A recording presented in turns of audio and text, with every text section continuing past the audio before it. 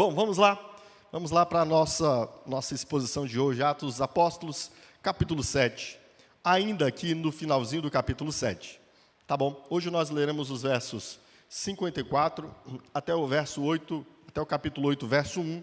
Algumas traduções antigas têm o verso 61 do capítulo 7, o que eu acho mais adequado, porque esse trecho primeiro aqui do verso 1, na verdade, ele deveria estar no capítulo 7, né? Está deslocado aqui. Como disse João Calvino, quando dividiram esse capítulo aqui, estavam andando a cavalo, e quando o cavalo fez o movimento, a pessoa botou um ponto aqui, botou um ponto no lugar errado, né? Então, na verdade, o capítulo 7 aqui, ele termina nessa primeira parte do verso 1 do capítulo 8, tá? Antes de ler, deixa eu explicar onde estamos aqui e por que perspectiva seguiremos aqui nesse texto, tá bom? Semana passada e semana retrasada, nós estamos desde a semana retrasada, nesse episódio aqui, que diz respeito à prisão, julgamento, à defesa de Estevão e a sua morte como um mártir, né? Assassinado por aqueles que julgavam que ele estava cometendo uma blasfêmia. Especialmente semana passada, nós nos detivemos na pregação de Estevão, que foi a sua defesa ali junto do Sinédrio, o órgão de julgamento judaico, que estava trazendo ele ali por acusação de ele estar dizendo contra o templo coisas, né? E também por acusação de afirmarem que ele estava querendo mudar os costumes de Moisés. E vimos aquela pregação de Estevão. A pregação de Estevão em sua defesa, onde ele demonstra, ele explicita que aqueles homens estavam em rebeldia, em loucura, lançando-se contra a revelação que Deus estava dando a eles ali, por meio de Cristo e por meio dele mesmo, Estevão. E Estevão mostra como isso não era algo novo. Ao longo de toda a história de Israel, o povo havia agido de forma rebelde contra Deus e contra sua palavra. Bom, tendo olhado sob essa perspectiva semana passada, hoje eu quero olhar para este ocorrido com vocês, exatamente mais atentando para o próprio Estevão, como alguém que está morrendo em Cristo. Um cristão que está experimentando uma morte em Cristo. Uma morte que se dá por causa de Cristo, para a glória de Cristo. Nós vemos Estevão aqui diante de uma cena de um temeroso julgamento, um julgamento falso, e uma violenta morte, uma morte que os homens aplicaram a ele com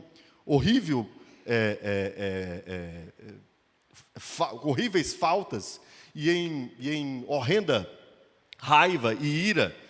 Estevão foi sujeito ali, como diz o texto de Paulo aos Romanos, a ser como uma ovelha muda levada diante dos seus tosqueadores, né? E mesmo assim ele morreu uma morte que nos chama a refletirmos sobre como nós devemos nos portar diante da nossa própria morte, tá? Falar de morte é importante, irmãos. Falar de morte é importante. É importante pensarmos sobre a morte. É importante pensarmos em como morrer como cristãos. E é sob essa perspectiva que eu quero olhar para esse texto com vocês hoje, tá bom? O título desse sermão hoje é Morrendo em Cristo. Vamos ler esse texto, então? Sob essa perspectiva, a palavra de Deus nos diz assim, capítulo 7, a partir do verso 54. Ouvindo isso, ouvindo o sermão de Estevão que vimos semana passada, né? Ficaram furiosos e rangeram os dentes contra ele. Mas Estevão, cheio do Espírito Santo, levantou os olhos para o céu e viu a glória de Deus, e Jesus em pé à direita de Deus, e disse: vejo os céus abertos e o Filho do Homem em pé à direita de Deus. Mas eles taparam os ouvidos, e dando fortes gritos, lançaram-se todos juntos contra ele, arrastaram-no para fora da cidade, e começaram a apedrejá-lo. As testemunhas deixaram seus mantos aos pés de um jovem, chamado Saulo. Enquanto apedrejavam Estevão, este orava: Senhor Jesus, recebe meu espírito. Então caiu de joelhos e bradou: Senhor, não os consideres culpados deste pecado. E tendo dito isto, adormeceu. E Saulo estava ali, consentindo na morte de Estevão. Você já pensou na sua própria morte? Você já esteve próximo à morte? Já teve uma experiência de quase morte? Você já considerou o que seria morrer? Como seria a experiência da morte? Como um cristão? Como cristão, você já ponderou de que modo as suas esperanças e a sua confiança vão afetar e devem afetar de fato essa sua passagem, o seu atravessar do rio, a jornada para chegar do outro lado do Jordão? Essas são metáforas antigas que a igreja usa muito, né? Atravessar o rio, atravessar um rio caudaloso, atravessar um rio violento, atravessar um rio bravio, até chegar do outro lado. Inclusive, num dos livros mais conhecidos no mundo e mais lidos na história da humanidade, O Peregrino, essa é a imagem última de o peregrino chegando à cidade celestial. Ele vai atravessar um rio, sua canoa, sua embarcação vira ali naquela travessia, e ele imagina-se estar quase afogando-se, até que, pela poderosa mão de Deus, ele consegue atravessar o rio e chegar do outro lado. Essa é uma das imagens da morte, utilizada muito nessa linguagem cristã. E eu gostaria que você hoje pensasse nisso. Nós vivemos numa geração que abomina pensar a morte. Uma geração que se pensa eterna, que imagina que a morte não chegará. Uma das coisas que me fez pensar agudamente a respeito da minha salvação foi a morte de um amigo meu quando eu tinha 14 anos de idade. Ele tinha 15. Ele faleceu repentinamente, afogado, num passeio que tivemos na escola. E eu gostaria que você considerasse bastante esse texto que veremos hoje. Porque muitas vezes nós vivemos como se o amanhã fosse sempre trazer para nós uma expectativa de uma vida ininterrupta, né? Parece que a morte nunca chegará.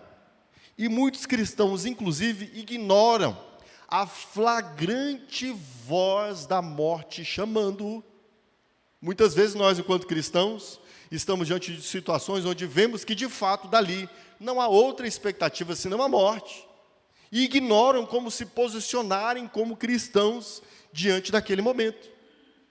Dá para entender isso? Não é assim que vemos nos nossos dias? Então, eu gostaria muito que você atentasse para essa experimentação de Estevão aqui hoje, sob essa perspectiva, para que pensemos como devemos experimentar a morte como cristãos. Tá bom? Bem, de lado aqui, eu não posso deixar de tratar de um episódio que vemos aqui nesse texto, né? Estevão havia acabado de anunciar sobre aquele povo um juízo e um chamado ao arrependimento pela pregação do Evangelho. Mas, diferente daquilo que poderíamos imaginar, que aquele povo deveria se arrepender e se converter, o que nós vemos é uma reação furiosa daquele povo diante da pregação de Estevão. Olha o que nos diz aqui o verso de número 54. Ouvindo isso, ficaram furiosos e rangeram os dentes contra ele. E no verso de número 57 diz: mas eles taparam os ouvidos e davam fortes gritos. A primeira coisa importante que vemos aqui é que nem sempre quando pregamos o Evangelho, as pessoas nos responderão ou responderão a palavra de Deus com arrependimento e conversão, queridos. A palavra do Evangelho não será sempre salvação.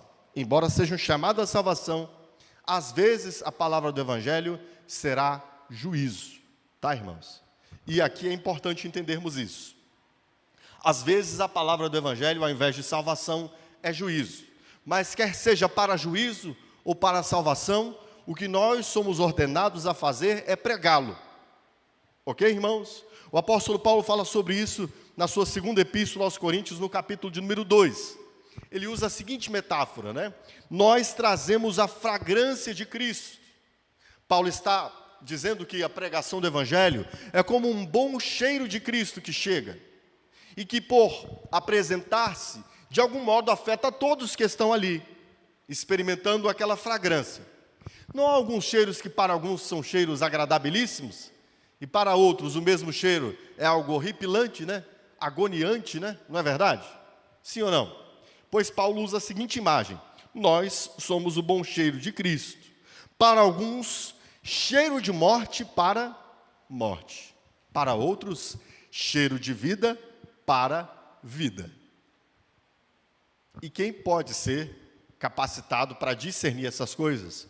Para saber para quem será cheiro de morte, para quem será cheiro de vida? Ou seja, preste atenção, o Evangelho, muitas vezes, a alguns, cheirará a morte, e para eles será morte. Por que morte? Porque eles ignorarão o chamado de Deus ao arrependimento. E como disse o Senhor Jesus, aqueles que nele não creem, permanecem sobre a ira de Deus. Aqueles que não se arrependem, ao ouvir o Evangelho, eles permanecem sobre a ira de Deus, e por isso, permanecem debaixo do juízo de Deus. É o que acontece aqui. Alguns responderão positivamente ao Evangelho, em arrependimento e confissão. Outros não.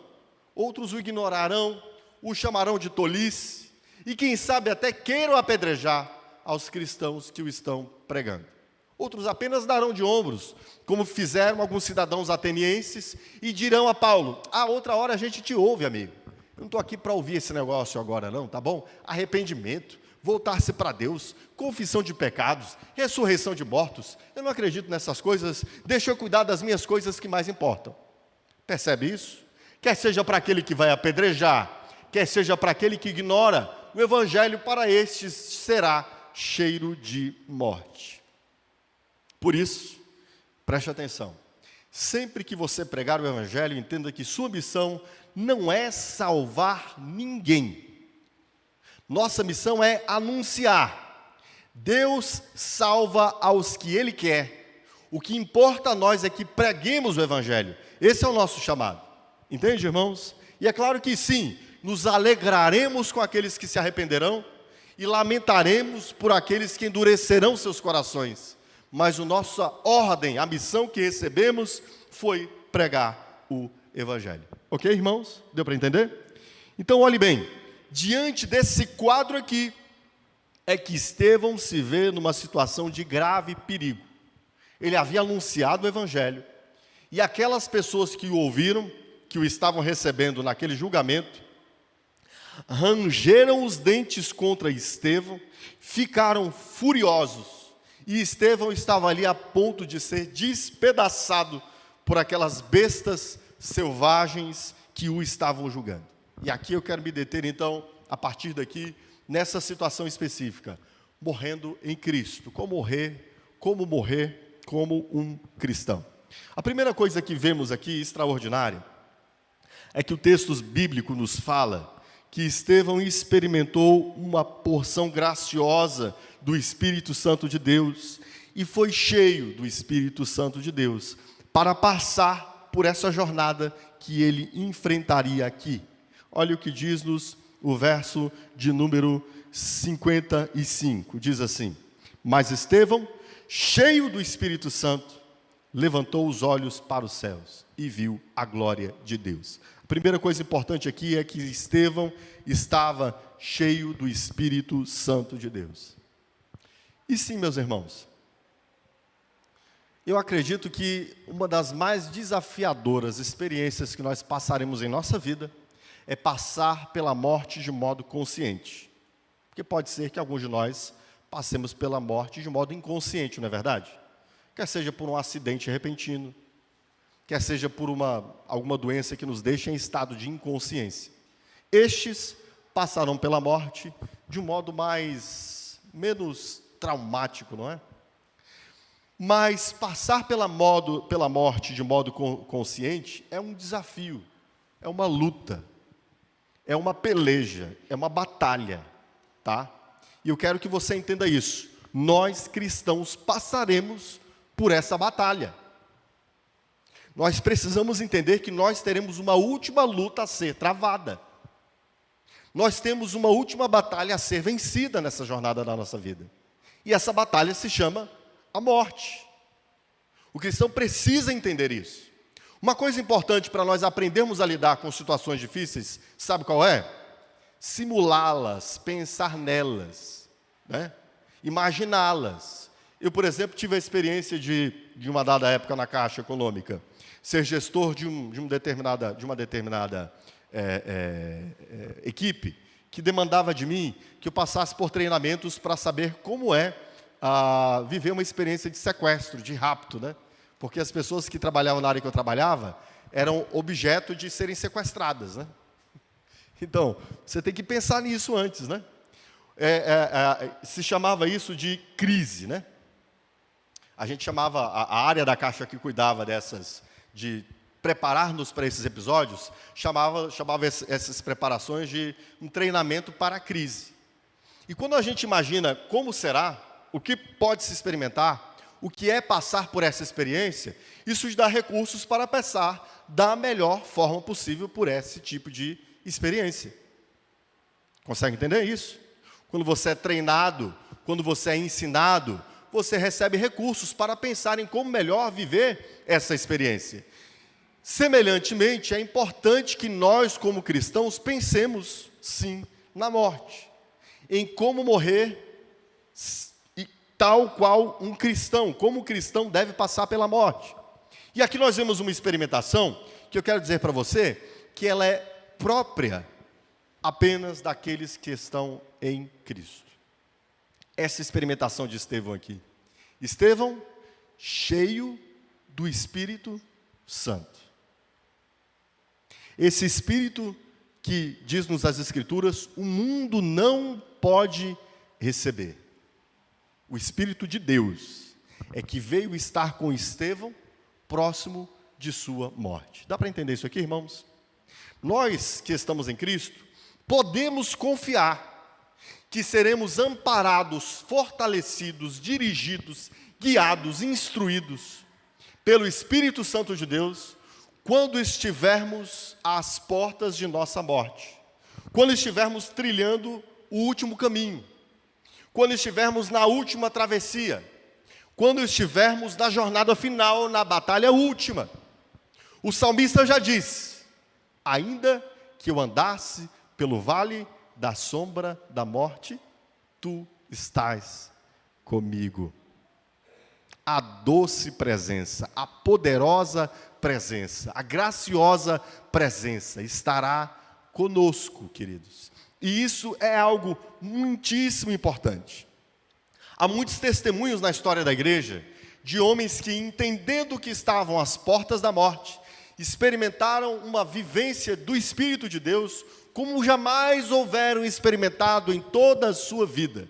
Eu já li bastantes testemunhos de cristãos que, passando pela trajetória da morte, foram revestidos de uma graça do Espírito Santo de Deus para exatamente experimentarem aquele caminho último, aquela última légua da jornada da vida.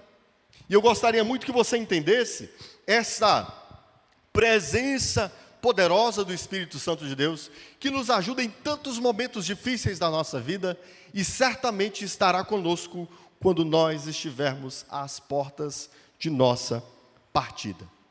Certo, irmão? Você contará com isso. Você contará com a boa mão de Deus estendida sobre você, pesando sobre seu ombro, para te dar a força bastante para que você possa atravessar o rio e lidar com a batalha última, sabendo que Ele está com você. Certo, querido? Amém, meu irmão? E por que é importante essa presença do Espírito, queridos?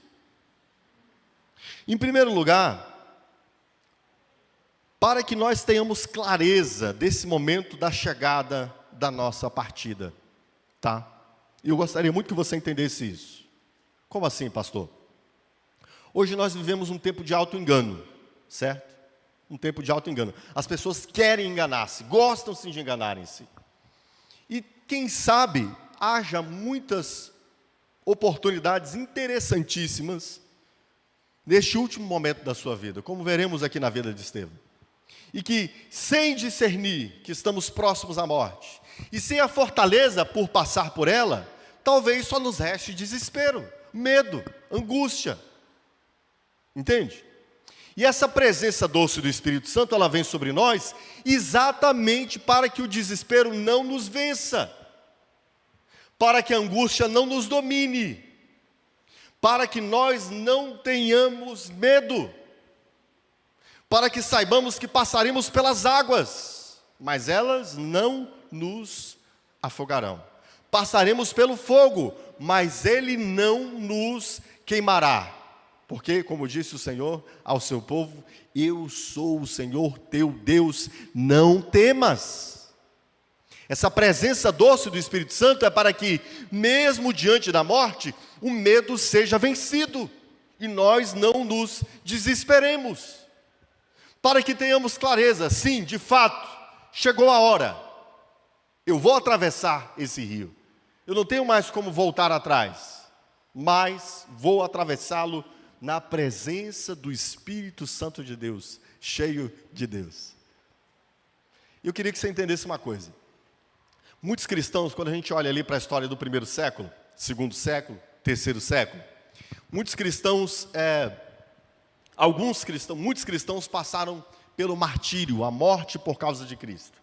E não é que eles se entregassem, assim, digamos assim, né, voluntariamente para serem mártires, não, muito pelo contrário. Eles entendiam que ser mártir era um dom, um privilégio. Mas eles também tinham um discernimento muito claro. E essa teologia do martírio foi algo elaborado ali pela igreja já no primeiro e segundo século. Que entendimento claro? Aqueles a quem Deus permitisse que morressem por ele, a eles também Deus daria uma graça poderosa para que passassem vitoriosos pelo martírio.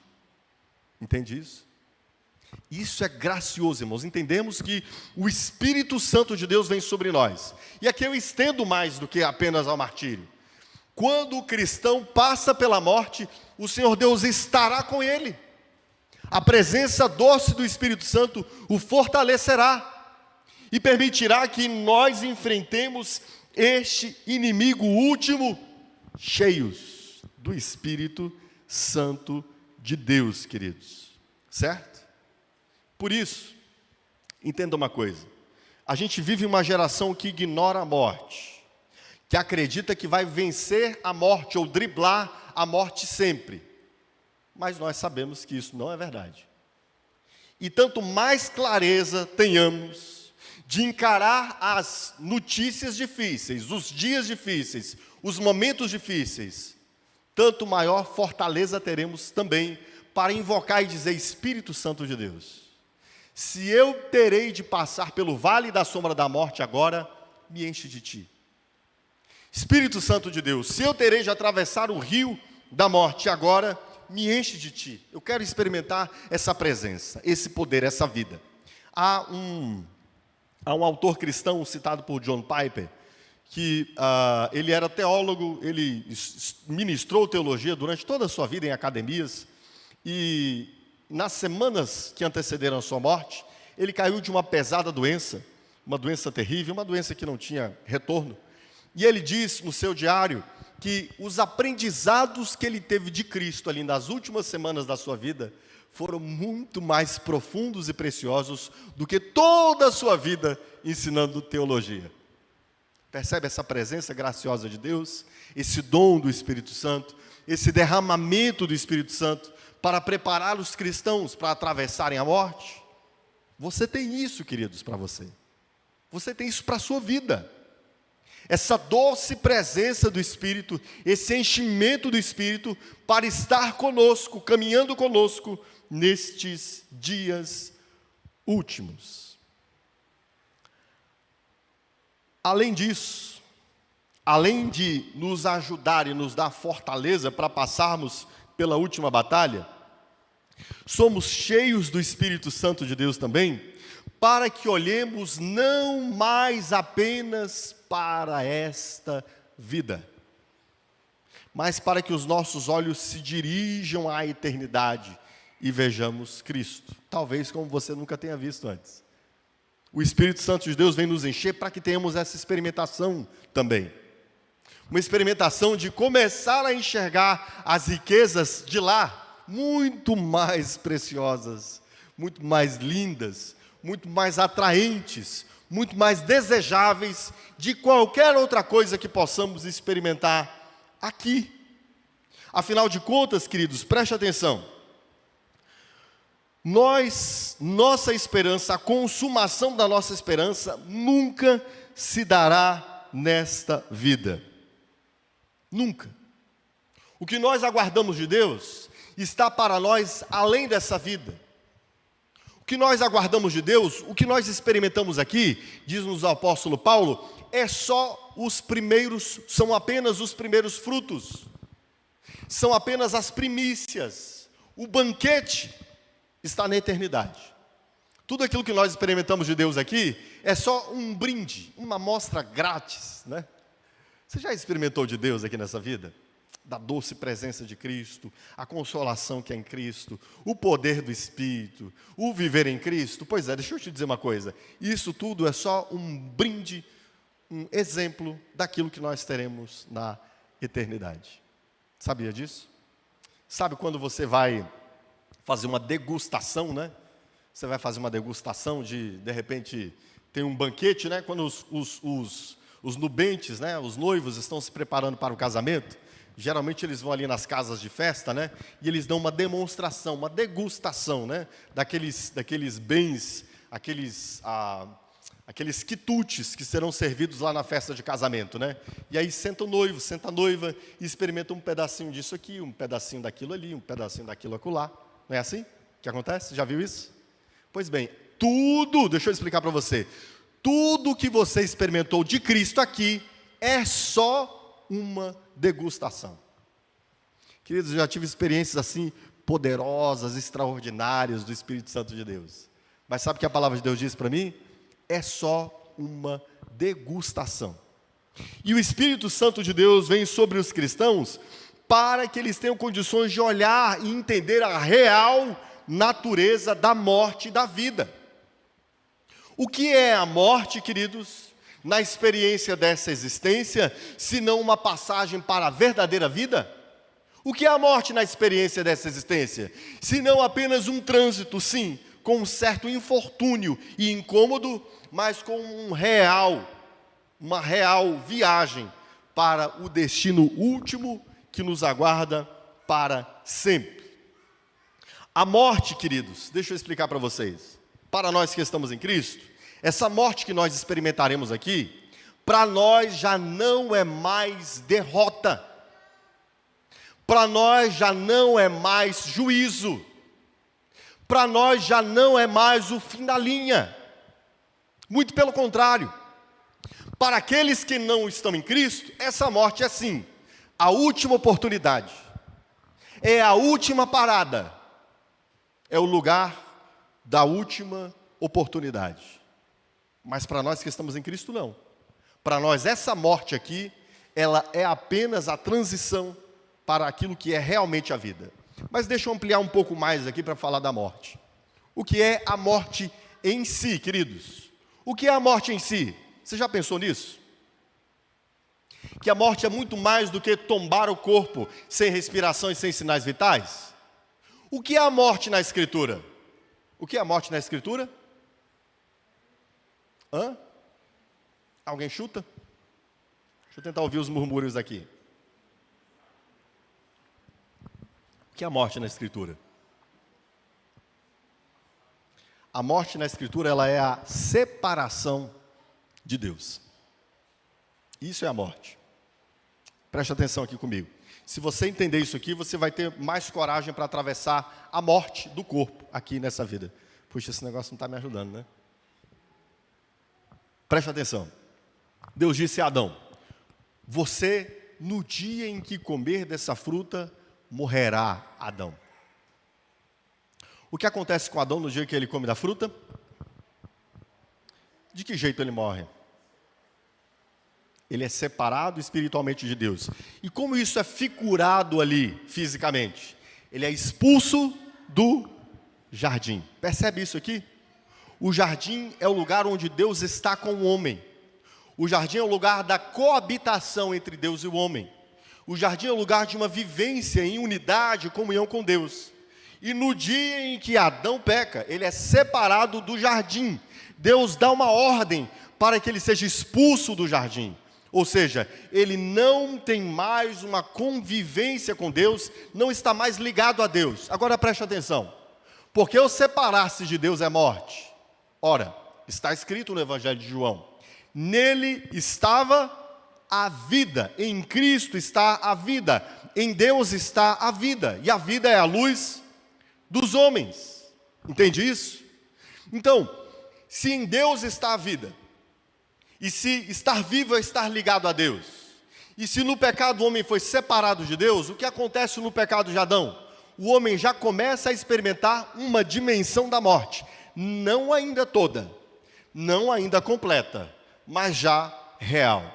Entende isso? O que acontece com Adão? Ele já não tinha mais acesso a Deus no jardim. Ele já não tinha mais a vida de Deus plena em si.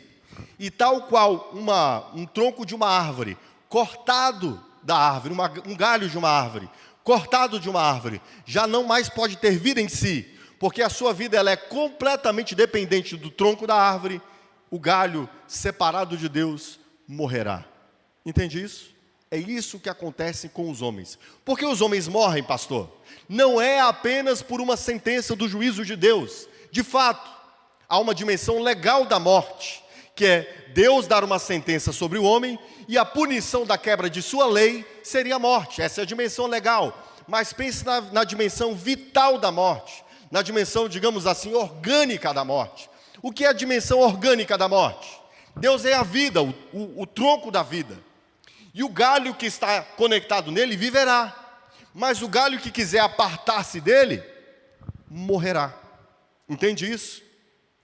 E então, tendo Deus dito a Adão que ele morreria, aqui nós temos a morte sendo expressa pelo menos em 3 dimensões.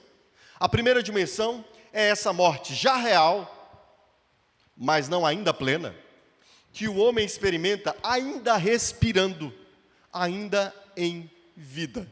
Essa vida aqui da carne e do corpo, tá? O homem vivo na carne e no corpo, o homem que come e que bebe, o homem que canta e que dança, o homem que acorda e dorme, ele não sabe, mas ele já está morto. Porque é uma dimensão na qual ele não experimenta mais a vida, ele não está ligado a Deus, ele não experimenta a vida de Deus. O homem que não conheceu a Cristo ainda que respire, ainda que cante, ainda que dance, ele está morto. É, isso mesmo. Ele ainda está morto, porque ele não experimenta a vida de Deus. Entende isso? Por isso o apóstolo Paulo falou de nós, antes de estarmos em Cristo, que nós estávamos mortos em nossos delitos e pecados. Há uma segunda dimensão da morte, que é a morte do corpo e na carne. E essa morte do corpo e na carne, embora ela seja apenas uma consequência de o homem estar separado de Deus, ela é um testemunho. Para quem? Para os que estão vivos. Então preste atenção, esse homem que está morto por estar separado de Deus, embora respire, coma, beba, dance, há um momento em que a expiração leva ele ao último suspiro, e então ele tomba no chão, sem sinais vitais. E essa morte é um testemunho para os vivos. Que testemunho? O morto morreu. Percebe o testemunho de Deus? O morto morreu. O morto estava andando, mas eu queria que vocês entendessem que ele já estava morto. E que se cada um de vocês não se arrependerem, vocês também seguirão o mesmo caminho, e mais do que essa morte, vocês provarão a morte última, a morte eterna. Porque haverá ainda uma última morte, a morte eterna. E a palavra de Deus nos fala disso no livro de Apocalipse, nos últimos capítulos. Aqueles que morreram sem estarem em Cristo, ressuscitarão apenas para serem julgados. Aí este estava morto, morreu na morte do corpo, e morrerá uma terceira e última vez, e agora definitiva e para sempre, na última separação de Deus, da qual não haverá mais nenhuma esperança de vida de novo. Ou seja, nunca mais ele experimentará nenhum bem de Deus. E isso é terrível. Porque nessa vida, mesmo aqueles que estão mortos, ainda repousa sobre eles uma fagulha, uma brisa dos bens de Deus sobre ele. Por exemplo, o fato de ser pai, né? O experimentar o bem e a vida, o experimentar uma boa alimentação, experimentar o carinho, o amor de alguém. Esses são pequenos sinais para que o indivíduo se volte para Deus, para que o morto discirna que ele precisa arrepender-se e crer. Entende? O morto que morreu apenas da morte de ser separado do jardim do Éden, que ainda não tomou ao chão sem vida, ele ainda tem a oportunidade de arrependimento e em alguma medida ele ainda experimenta algum bem de Deus, algum dom de Deus nessa vida. Mas, se ele não atentar, se ele não observar que a morte virá de modo último e não se arrepender antes disso, ele incorrerá em ser julgado de forma definitiva por Deus no juízo final, e assim de forma terminativa, última e absoluta, ser separado de Deus. E aqui, por exemplo, em Lucas capítulo de número 13, versos 1 a 5, o Senhor Jesus nos mostra o porquê dessa morte no corpo. Jesus fala ali de algumas pessoas que tiveram morte violenta, que tiveram morte traumática. E Jesus diz assim: vocês acham que essas pessoas morreram de forma traumática, de forma violenta, porque eles eram mais pecadores que vocês? De modo nenhum. Eles morreram assim, a fim de que todos vocês saibam que vocês todos devem se arrepender, enquanto há oportunidade, senão todos vocês perecerão. Percebe aqui por que serve essa segunda morte? A segunda morte, que é essa morte do corpo, da expiração, quando os nossos órgãos vitais param de bater, de funcionar, ela é um testemunho para os vivos. Ainda há tempo, arrependa-se. Entende isso? Mas, para nós que estamos em Cristo, queridos, para nós que estamos em Cristo, a morte já não é mais a antessala do juízo. Nós estávamos mortos, não estávamos? Mas Deus nos deu vida juntamente com Cristo. Pela graça sois salvos, e isso não vem de vós, é dom de Deus. Nós ignorávamos a Deus, nós não conhecíamos a Deus, mas houve um dia em que Deus nos deu vida, quando nós ainda estávamos mortos dos nossos pecados. E quando Deus nos deu vida, nos abriu diante de nós uma outra perspectiva da vida. A vida não é mais apenas para ser comida nem bebida, para ser dançada e festejada. A vida não é mais apenas para estudarmos, crescermos, criarmos nossos filhos. A vida é, antes de tudo, uma oportunidade de vir a Deus, de conhecer a Deus, de caminhar com Deus. A nossa vida, nós descobrimos, é para Deus. E a partir daí nós passamos a viver em Deus e para Ele. E exatamente por isso é que a morte sobre nós já não é mais a antessala do juízo. A morte para nós já não é mais desespero. A morte já não é mais para nós a última estação. Muito pelo contrário. A morte para nós será uma passagem, uma travessia, um ir para onde nós jamais conseguimos imaginar, sentir, pensar, experimentar, como disse o apóstolo Paulo. Aquilo que o nosso olho não viu, nosso ouvido não ouviu, que não subiu ao nosso coração, é o que está destinado para aqueles que amam a Deus, e que Deus já nos deu uma pequena experimentação disso. Então imagine aqui, porque sabemos que estaremos para sempre com Cristo, porque sabemos que os bens vindouros são muito mais excelentes que essa vida, porque sabemos? Porque nós experimentamos. Você experimentou, meu irmão? Você pegou uma porçãozinha do exemplo? Você pegou uma porçãozinha da amostragem? Eu peguei. Eu comi. Eu bebi. O Senhor Jesus me convidou para experimentar do pão e do vinho que serão dados lá na festa, no dia em que Ele me chamar.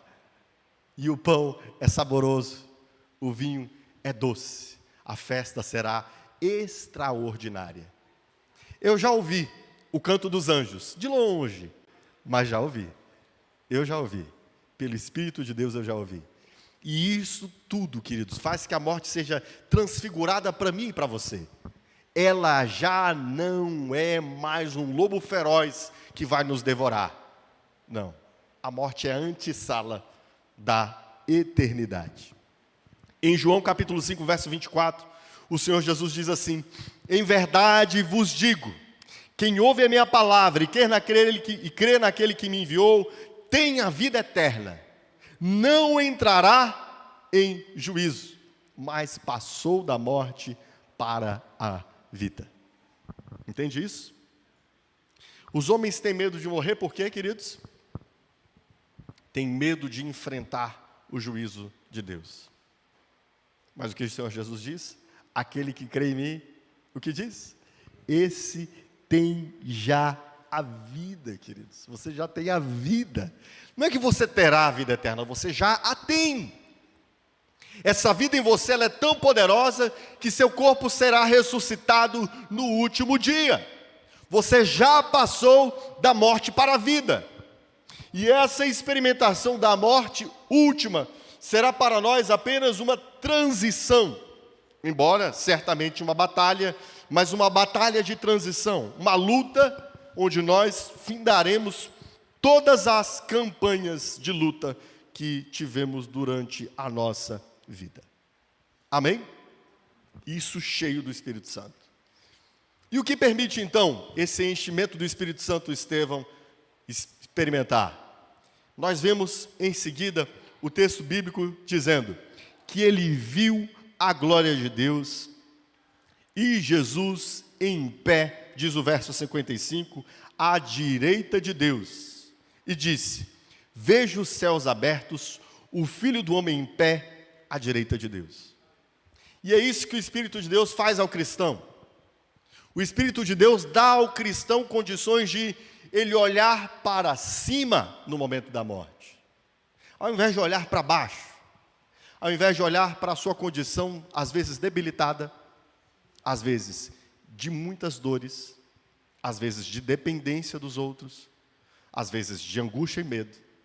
O cristão, ao invés de olhar para aquela condição, quem sabe do quarto de hospital em que ele está, quem sabe dos aparelhos que lhe cercam, quem sabe do sangue esvaindo-se do seu corpo, ele, ao invés de olhar para isso, ele, pelo Espírito de Deus, tem condições de olhar para o céu, querido, de olhar para cima, de olhar para além, de olhar para a eternidade, de deixar de olhar e ver apenas com os olhos desse corpo e dessa carne, mas de olhar com os olhos que Deus nos dá. E o que ele vê? A primeira coisa importante: os céus abertos. Ah, que coisa gloriosa, queridos. Ver os céus abertos.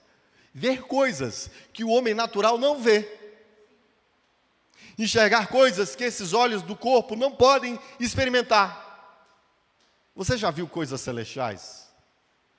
Já teve as visões de Cristo crucificado? Você já viu Cristo exaltado acima de tudo? Imagine aqui ele olhando os céus abertos. Os olhos dele estão dirigidos a Deus. E o que ele vê? Observe o que ele vê. Cristo em pé. Isso é extraordinário. Deixa eu te explicar uma coisa. O salmista já havia dito, né? E disse o Senhor ao meu Senhor: assenta-te à minha direita, até que eu ponha os teus inimigos por escabelos dos teus pés.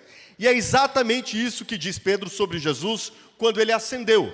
Pedro diz que Jesus assentou-se à destra de Deus. Cristo está de volta no seu trono de glória. Cristo está de que modo? Assentado, para reinar.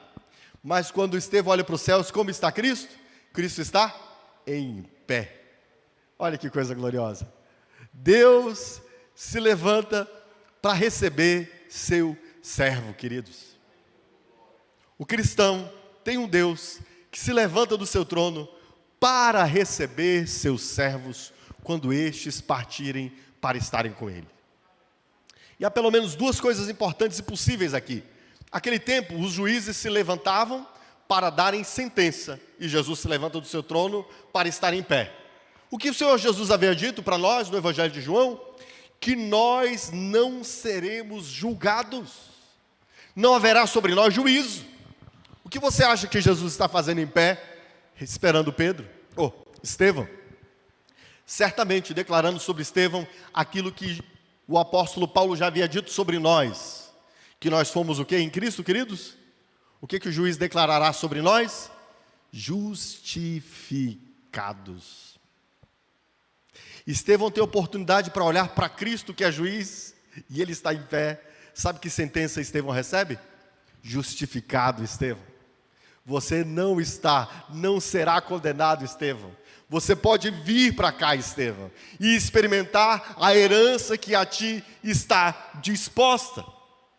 Imagine, queridos, imagine Estevão, naquele ambiente feroz, pessoas gritando, pessoas esbravejando, arrancando-lhe as roupas do corpo, arrastando-no.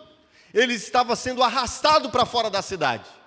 Enquanto ele estava sendo arrastado para fora da cidade, muito embora houvesse uma fúria ao seu redor, ele via Jesus em pé, olhando para ele. Pode vir, filho, você está vindo, pode vir, filho, eu te espero aqui. Não se assombre com os gritos, não se assombre com os alaridos, não se assombre com a afronta, com a desonra, com o medo, com a fraqueza, com o temor, não se assombre. Eu estou aqui te esperando, vem, pode vir, esse lugar é seu. Assim estava Estevão, Cristo em pé, esperando. Sim, e eu quero olhar ainda com você para a postura de Estevão. Como Estevão reage à visão que ele teve? A Bíblia diz que ele caiu de joelhos, queridos. Isso não é algo comum no apedrejamento. Deixa eu te explicar como é que acontecia um apedrejamento, tá? Naquele tempo, quando se levava alguém para ser apedrejado, antes de tudo, eu queria que você entendesse que esse é um julgamento injusto. Estevão não devia ser apedrejado pelo Sinédrio. O Sinédrio não tinha o poder de matar ninguém, o poder civil. Tanto que, se você lembrasse, eles levaram Jesus até Pilatos, porque um governador romano era que podia sentenciar à morte. Mas no caso de Estevão, eles ficaram tão injuriados, tão apaixonados, no sentido de movidos de poder, de uma emoção muito forte, né? Tão virulentos contra Estevão, que eles nem pensaram em levar Estevão até alguém para julgá-lo. Eles próprios quiseram matar Estevão, sem que algum oficial romano permitisse isso. Estevão foi levado violentamente. Como se dava a morte por apedrejamento? Geralmente se levava alguém até um precipício, de pelo menos 4 metros de altura, 3,5 metros de altura. Se jogava essa pessoa desse precipício, lá embaixo, depois da queda dela, as testemunhas, se ela não houvesse morrido da queda, as testemunhas jogavam uma pedra grande no peito da pessoa. E depois dessa pedra grande no peito, se ela permanecesse viva, aí não só os testemunhas, mas todos os demais deveriam pegarem em pedras e lançarem desses 3,5 metros, 4 metros de altura até abaixo, até que a pessoa morresse. É uma morte muito violenta, né? E o que acontece com alguém sendo apedrejado? Qual é a postura de alguém apedrejado, queridos? É uma postura de defesa, né? A pessoa vai proteger a cabeça, proteger os órgãos vitais, correr, enfim. E o que Estevão faz? Estevão, ele dá a sua cabeça, né? Ele se ajoelha, né? Ele está sendo apedrejado e ele se ajoelha. Muito pelo contrário. Ao invés de correr, de proteger-se, ele se ajoelha. E por que ele se ajoelha? Porque ele entende que ele não está diante dos seus algozes, ele está diante de Cristo. Ele viu a Cristo. Qual a reação de um homem quando vê a Cristo? Senhor, Senhor, o Senhor é meu Deus, eu sou seu servo. Eu me curvo, eu me rendo, eu te adoro. Entende isso? A postura de Estevão ali é de rendição, é de adoração. Ele entendeu que a morte dele não seria o seu último, sua jornada final. Ele entendeu que ele estava indo para estar com Cristo. E quando se vê a Cristo, não há outra coisa a se fazer senão de fato render-se, ajoelhar-se e humilhar-se. A confiança de Estevão era tão grande que ele dirige então a Cristo a seguinte palavra: Senhor Jesus, recebe meu espírito. Estarei contigo, Senhor. Agora estarei contigo, para sempre. Eu não tenho medo de para onde irei, eu não tenho dúvida do que acontecerá comigo. Recebe, Senhor. O Senhor se levantou para me receber, então me recebe. O Senhor quer que eu vá e eu quero ir. O Senhor quer que eu me achegue a Ti e agora eu não quero mais ficar aqui. Chegou a hora de partir, que bom. Eu não imaginava que seria tão extraordinário ir para estar com o Senhor. Entende isso? Recebe meu espírito, Senhor. Eu vou para Ti e o Senhor vem para mim.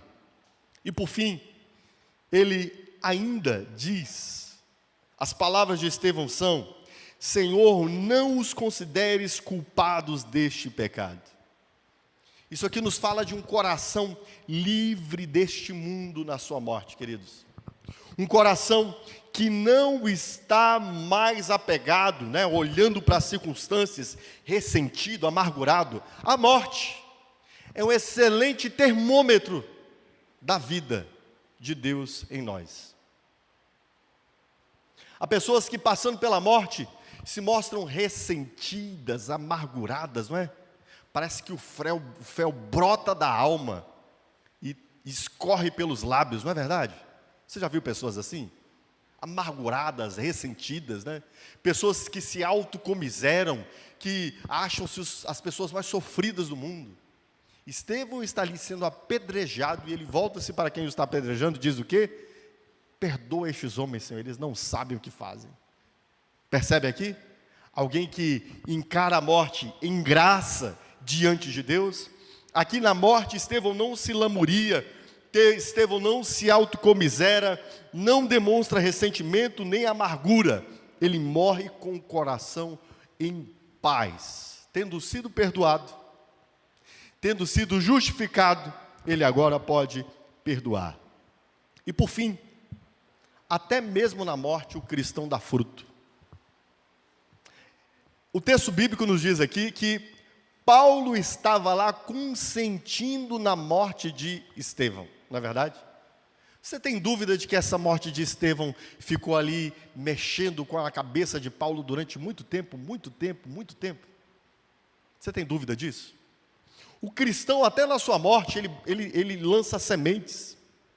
Pelo jeito que ele morre, pelas palavras que ele diz, pela confiança com a qual ele morre, né? A fé com a qual ele morre, a segurança em Deus. Tem um texto de Atos capítulo número 26, que essa expressão nós só temos lá. Há alguns textos que falam da conversão de Paulo. Capítulo 8 de Atos dos Apóstolos, há outro testemunho que Paulo dá um pouco mais à frente de sua conversão. Mas nesse trecho do capítulo 26, Paulo nos conta uma palavra que Deus lhe disse, por ocasião de quando Paulo estava indo até Damasco, e Cristo se revela a ele. E nesse trechozinho é dito o seguinte, que Jesus disse para ele: duro é contra ti, Saulo, recalcitrares contra os aguilhões. É de beber, pastor? É de comer esse negócio aí? Aguilhões, recalcitrar? Deixa eu explicar para você o que está acontecendo aqui. Essa é uma imagem de quando alguém está caminhando, está conduzindo um cavalo, um jumento, seja o que for, uma montaria, e você está botando a montaria para um lado, e a montaria não está indo. Aí você pega o aguilhão, ou a espora, aguilhão e espora é a mesma coisa, espinho, tá? E você começa a bater nesse bicho até que ele mude de lugar. Ô bicho teimoso, ô besta teimosa, né? Você está montado no cavalo, puxando ele para a esquerda e ele cai para a direita. O que você faz? Dá nele. Dá uma, dá duas, dá três, dá cinco, até que ele se renda. E o que Deus está dizendo para Paulo? Duro é para você, hein, jumentinho? Recalcitrar contra os aguilhões. Recalcitrar é ficar teimoso, né? O que Deus está falando para Paulo? Cara, você está sendo incomodado, né? Muitas vezes não está? Com o Evangelho, né? Certamente com a morte de Estevão. E está sendo duro para você ficar irresistente, né? Então, cai logo de uma vez, meu filho, e vem para cá. Deixa eu te tomar, deixa eu te salvar, deixa eu mudar seu coração. Você vai ser outro homem hoje. Certamente, uma dessas memórias que traziam esse Deus puxando Saulo para a esquerda e Saulo querendo ir para a direita, essas puxadas aqui eram feitas com a memória de Estevão sendo morto sob o consentimento de Paulo. Ou seja, até mesmo em sua morte, o cristão dá frutos para a glória de Deus. Deixa eu te dizer uma coisa. Na minha morte, na sua morte, nós teremos a oportunidade de dar um testemunho de Cristo que, de outro modo, de outra maneira, outras pessoas não ouvirão e nem verão. Entende isso? Você é um evangelista até na sua morte. E eu espero que você entenda isso. Que você possa olhar para Cristo e dizer: Senhor, que tudo em mim seja para a tua glória, até mesmo a minha morte. Amém? Não sei se você já orou sobre isso, não? Eu já tenho orado sobre isso. Senhor, permita que a minha morte seja para a tua glória. Não apenas a minha vida. Não apenas a condução dos meus dias aqui. Mas a batalha última, a batalha mais difícil. Eu não sei como será. Que o Senhor me dê uma morte que permita ser para a tua glória. Se eu não puder te glorificar de um modo ou de outro, mas permita que o modo como eu vou morrer, que seja para a tua glória. Que o teu nome seja exaltado nisso também. Amém? Bom, é um pouco diferente, né? Falar de morte. Mas eu espero que falando um pouco, você pense um pouco sobre isso e apresente diante de Deus aquilo que é o fim inevitável de cada um de nós. Que você saiba, por favor, meu irmão, você receberá uma porção graciosa do Espírito Santo de Deus para passar por ela. Amém? O Espírito Santo de Deus o encherá. Que você saiba que Cristo estará em pé à destra de Deus para te receber. Ele estará em pé. Você poderá olhar para os céus e saber que Ele estará lá para te receber diante de Deus Pai. E por fim, que você glorificará a Cristo na sua morte. Peço ao Senhor que permita isso. Que em tudo, quer na vida, quer na morte, você possa glorificar a Cristo. Amém? Coloque-se em pé.